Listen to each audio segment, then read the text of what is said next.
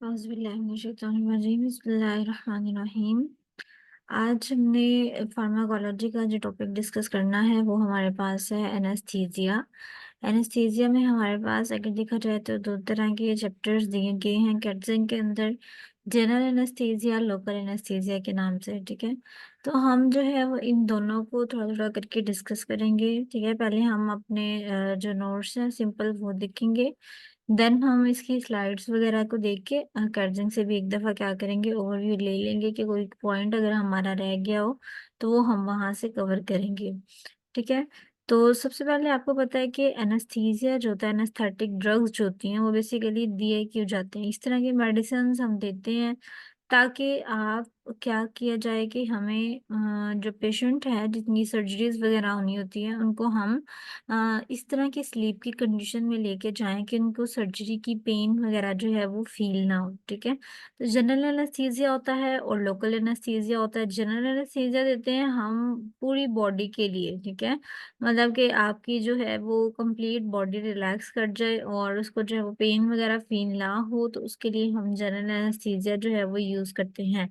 क्या mostly general anaesthesia safe होता है अगर कोई कॉम्प्लिकेशन जो है वो इसकी अराइज ना हो तो। अगर आपने कोई एक बॉडी पार्ट या जस्ट आपको कोई थोड़े से हिस्से के लिए जो है उसको नम करना है, उसको जो है वो थोड़ा सा कहते हैं कि उसको हमने क्या करना है, नमनेस की तरफ लेकर जाना होता है, तो हम जो है वो लोकल एनेस्थीसिया फिर यूज करते हैं। ठीक है, मतलब पूरी बॉडी को जो है वो ओवरऑल सारा नम करने की जरूरत नहीं है, जस्ट हमें एक पार्ट की जरूरत है, तो फिर हम लोकल एनेस्थीसिया जो है वो यूज करेंगे।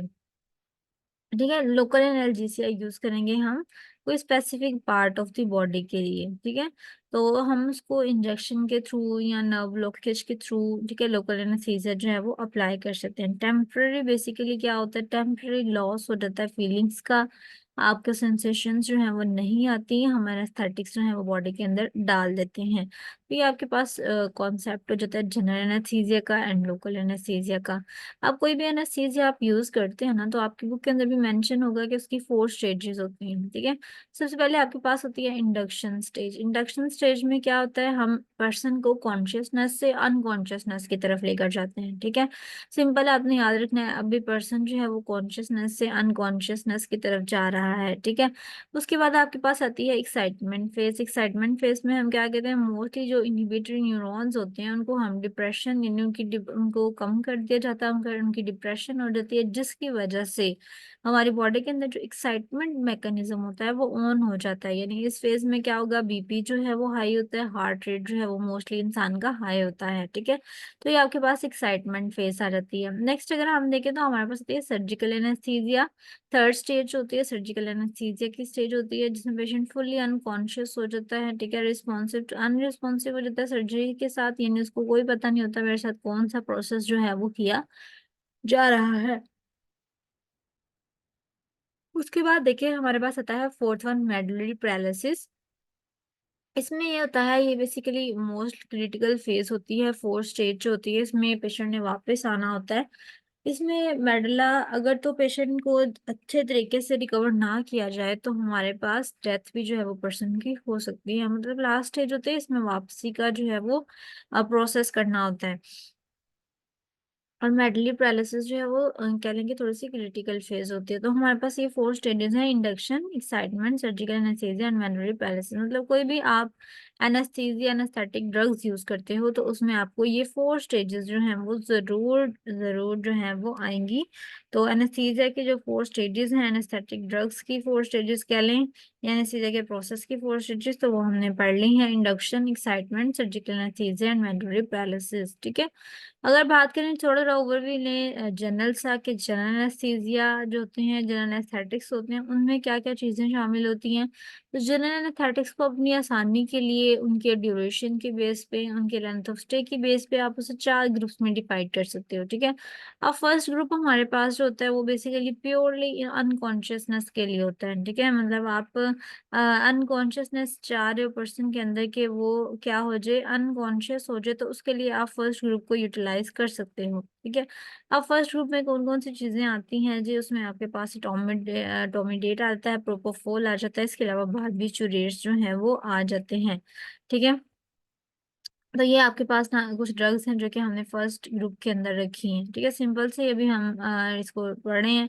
अब इसको सिंपल सिंपल लेके चलना है, ठीक है। नेक्स्ट देखिए आपके पास ये जो ड्रग्स आती हैं ये मोस्टली हम हमारे पास इंडक्शन फेज के ऊपर ज़्यादा एक्टिव ऑन करती हैं, ठीक है। जो गाबा रिसेप्टर्स होते हैं वो यहाँ पे काम अपना रोल प्ले करते हैं, गाबा ए रिसेप्टर स्पेशली पोस्ट सिनेप्टिकली जाकर ये अटैच हो जाते हैं। कहाँ पे अटैच होते हैं? एक पेंटामेरिक शेप की साइड्स होती हैं, ठीक है। वहां पे जैसे कि देखिए मैं आपको बताती हूँ, हमारे पास ये है कोई ड्रग, ड्रग में आप प्रोपोफोल ले लें, इंटरमीडिएट ले लें, बारबिचुरेट ले लें, ठीक है।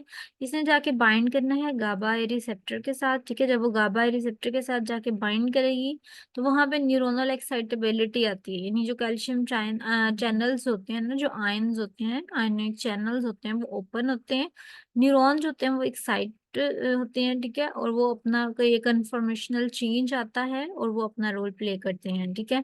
तो इस तरह से इनका कर लो कि मैकेनिज्म ऑफ एक्शन जो होता है ना वो होता है कि जो भी ड्रग होगी ग्रुप ए में वाली जो ड्रग्स हैं जो हमने ये पढ़ी, टोमिडेट, प्रोपोफोल, बारबिचुरेट, जाके बाइंड करते हैं किसके साथ? गाबा ए रिसेप्टर के साथ, गाबा ए रिसेप्टर के साथ बाइंड करेंगी और कैल्शियम चैनल्स होते हैं वो ओपन होंगे और उसके साथ न्यूरोनल एक्साइटेबिलिटी का आएगी, ठीक है। और उसके बाद जो है वो जो भी प्रोसेस जो है वो होना होगा, यानी वो एनेस्थीसिया का जितना भी प्रोसेस होना है, इंडक्शन फेज में हमने पढ़ा ना, इंडक्शन फेज में इंसान कॉन्शियसनेस से अनकॉन्शियसनेस की तरफ जाता है, ठीक है। तो वो उस स्टेज की तरफ मूव करेगा। अच्छा, इसके ना कुछ साइड इफेक्ट्स हैं। अगर हम जनरल बात करें कि जितनी भी ड्रग्स ये टोमिडेट, प्रोपोफोल, बारबिचुरेट समन कॉन्शियसनेस के लिए यूज कर रहे हैं, इसके साइड इफेक्ट्स क्या क्या हो सकते हैं?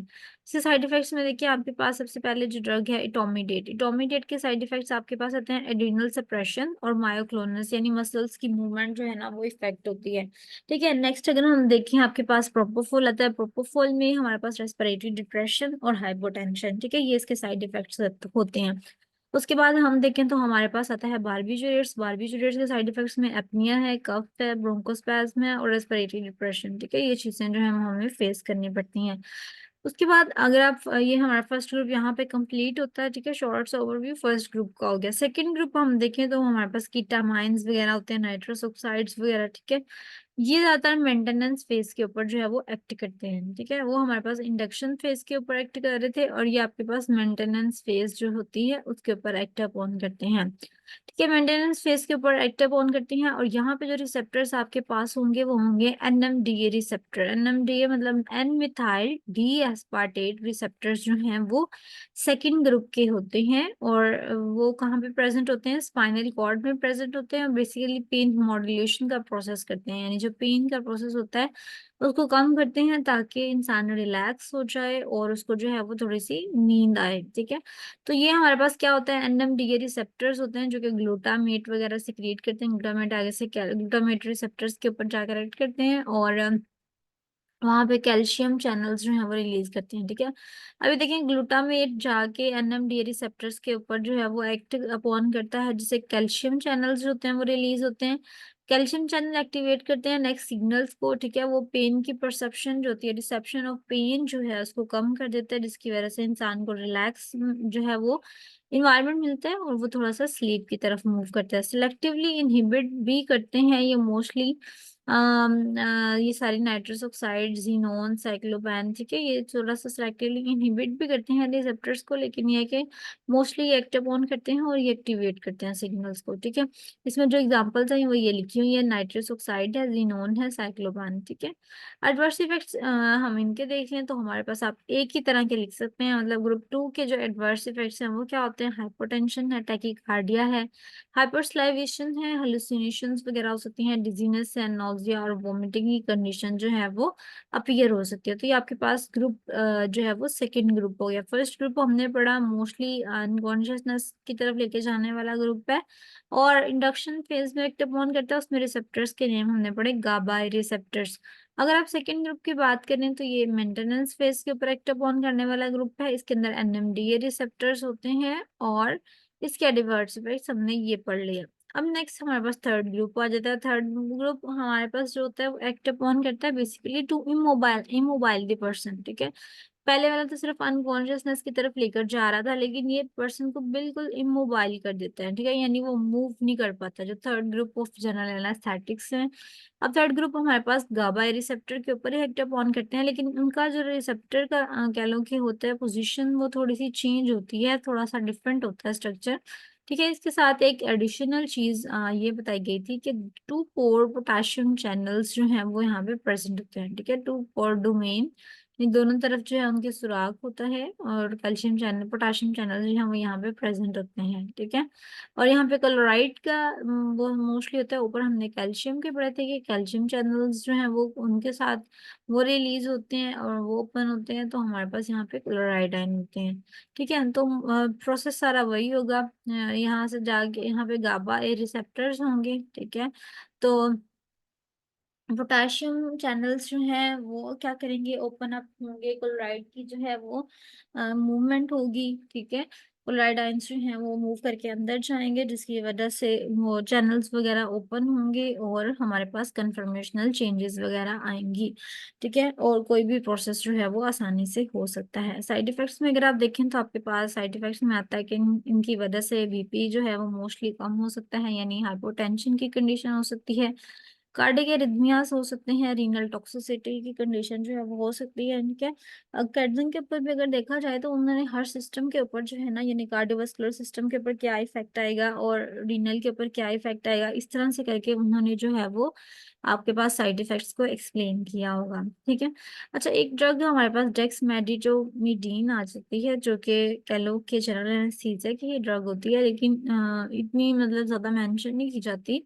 ये हमारे पास मोस्टली रेस्पिरेटरी डिप्रेशन करवाती है, ठीक है। ये पेन सिग्नल्स को टर्मिनेट करवाती है, जैसे हमने पहले पढ़ा था कि पेन सिग्नल्स को कम करवा देती है, तो ये भी पेन सिग्नल्स को कम करवाती है, लेकिन अल्फा 2 ए रिसेप्टर्स के ऊपर जो है वो ये एक्ट ऑन करती हैं। इनके भी साइड इफेक्ट्स में ब्राडिकार्डिया और हाइपोटेंशन आ जाता है। लोकल एनेस्थीसिया की बात करें अगर हम, लोकल एनेस्थीसिया आपके पास क्या करते हैं जी, न्यूरोनल मेम्ब्रेन के ऊपर एक्ट ऑन करते हैं, सोडियम को अंदर नहीं आने देते, उसका इन्फ्लक्स जो है वो कम कर देते हैं, जिसकी वजह से जो एक्शन पोटेंशियल कंडक्शन होती है, ठीक है, यानी initiation and conduction of action potential वो बहुत कम हो जाती है, ठीक है, ऑलमोस्ट स्टॉप हो जाती है। तो ये आपके पास इनका मैकेनिज्म होता है, जब एक्शन पोटेंशियल नहीं जाता आगे तो फिर सिग्नल्स भी जो है वो आगे ट्रांसफर नहीं होते, और जब सिग्नल्स आगे ट्रांसफर नहीं होते तो हमारे पास जो है वो मैसेज नहीं जाता आगे, और इंसान जो है वो दोबारा कॉन्शियसनेस के स्टेज में नहीं आता।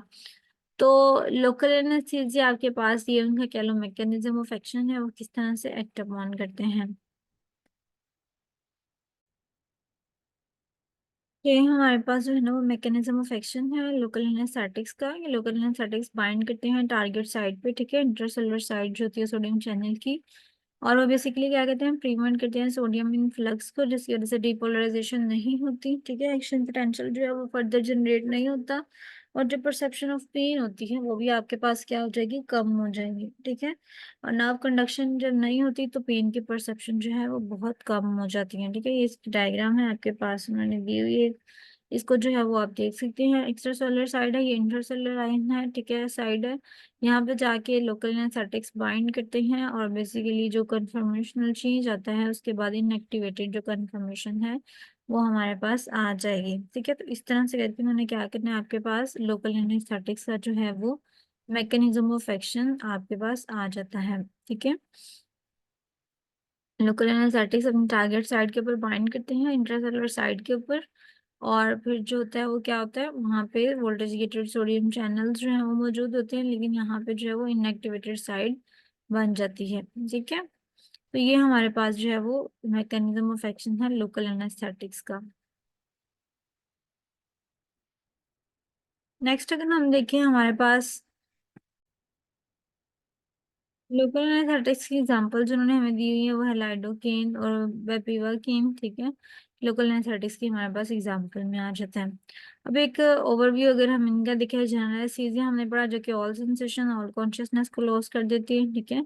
इसमें हमारे पास इनहेलेशनल भी है जिसमें नाइट्रस ऑक्साइड जिनोन वगैरह है, इंट्रावीनस भी है जिसमें थायोपेंटोन सोडियम प्रोपोफोल वगैरह है, ठीक है। और स्लो एक्टिंग भी होते हैं हमारे पास, स्लो एक्टिंग में आपके पास ये इंड्यूसिंग है और स्लो एक्टिंग है। स्लो एक्टिंग में भी हमारे पास कीटामाइन डिसोसिएटिव एनेस्थीसिया के लिए बेंजोडाइजेपिन है और ओपियोइड एनाल्जेसिक्स जो है वो हम यूज करते हैं। ठीक है, ये हमारे पास वही फेजेस आ जाती हैं, इंडक्शन, मेंटेनेंस, रिकवरी फेजेस।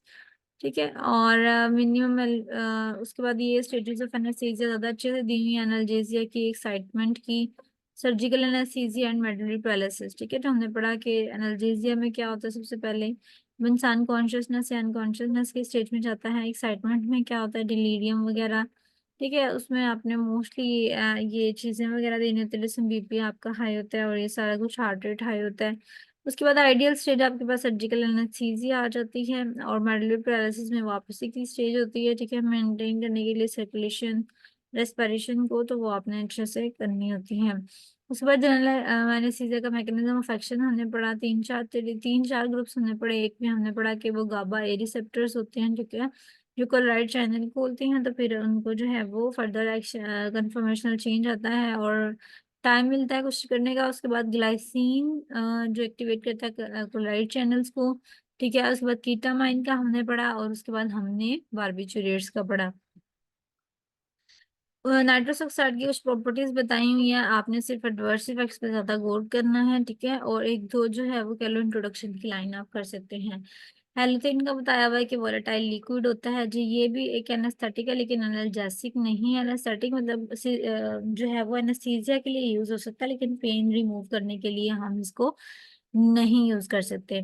उसके बाद आपने एडवर्स इफेक्ट्स देखने हैं, इसकी हाइपरटाइटिस है जी, हाइपरथर्मिया है, शिवरिंग वगैरह हो सकती है। ठीक है, हेलोथेन के बाद अगर हम देखें तो हमारे पास जो नेक्स्ट आती है, आपके पास प्रोपोफोल आ जाता है। प्रोपोफोल में देखें आप तो प्रोपोफोल आपके पास इसमें इंट्रावेनस एनेस्थेटिक्स में आता है। ठीक है, इंट्रावेनस एनेस्थेटिक्स के अंदर आपके पास जो इम्पोर्टेंट है, जो आपके बुक के अंदर मेंशन है, हमने तो वो करने हैं। हमारे पास प्रोपोफोल है। ठीक है, प्रोपोफोल व्हाइट कलर का होता है, आपने अक्सर ओटीज वगैरह में देखा होगा। ये इंडक्शन के लिए भी और मेंटेनेंस के लिए भी हम यूज करते हैं। इसके लिए रिकवरी सबसे ज्यादा पॉसिबल होती है, इस वजह से प्रेगनेंसी वगैरह में भी हम इसको ही यूटिलाइज करते हैं। कीटामाइन की अगर हम बात करें तो डिसोसिएटिव एनेस्थीसिया में ये कॉज डिसोसिएटिव एमनेसिया, जिसके लिए सेंसरी लॉस, एनाल्जेसिया, एमनेसिया, ये सारी चीजें होती हैं। ठीक है, इसके अलावा ये इंट्राक्रेनियल प्रेशर को भी इंक्रीज करवा सकता है। ठीक है, एस्थमेटिक या जो हाइपोटेंसिव पेशेंट्स होते हैं उनके लिए हम यूज करते हैं ये।